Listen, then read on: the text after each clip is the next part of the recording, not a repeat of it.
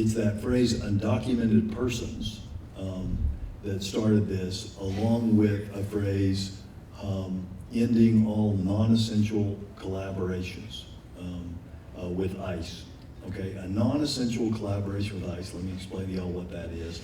That would be pulling our officers away from handling things like car burglaries and having them go look in the kitchen of restaurants to see who has papers. Okay, that would be taking your tax dollars and turning parts of our jail into an ICE facility, which would cost about $30 million. And by the way, which ICE is not requesting that we do. I talked to someone at ICE, well, before the last 2 weeks, when it's kind of hard to get somebody from ICE on the phone, pretty regularly, almost every day there for the first few weeks of the Trump presidency, and still regularly have communications with ICE. We care very much about keeping people safe from burglars and rapists and drunk drivers and everybody else that can do you harm. And so we work with ICE to give them information as we are required to do by federal and state law. The professionals at ICE don't want to go after families. They don't want to put ICE holes on children and do the sort of things that we're all afraid may happen.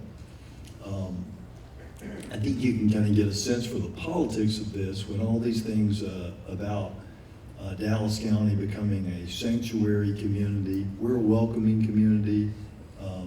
When our partners in Austin talk about sanctuary communities, what they're talking about is people that won't follow the law. We'll follow laws as long as they're not unconstitutional and discriminatory against people. We made that very clear. We followed every law thus far. One of the ways I can tell this is just much about politics and not about substance is I had the cell phones of my partners there in Austin who had the negative things to say on Twitter, and I called all of them, and I'm still waiting on a return call. And when we actually have issues to discuss, we get each other on the phone. But when people play to their base, they don't want to have those conversations. The county is working with our friends, our local friends at ICE. We have what we believe are the correct priorities that the sheriff has set out. Our ICE thus far agrees with those. And out of the 600 or so people who we don't have documentation on the jail each day, there's probably 5 or 6 that ICE asks for ICE holds on that are serious offenders.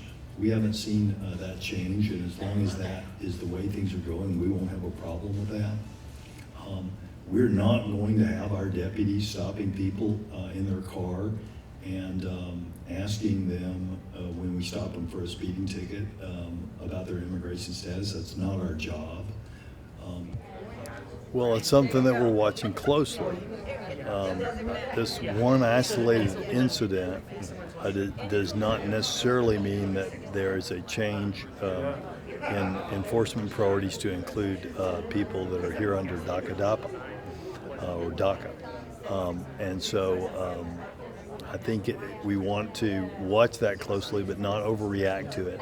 The government's position is that there was an underlying reason why he was detained, and let's see if that broadens out and expands. I think for everybody, though, whether you're DACA or any other status, the key thing is to remain calm, keep being great members of the community, send your kids to school, go to work, and we're all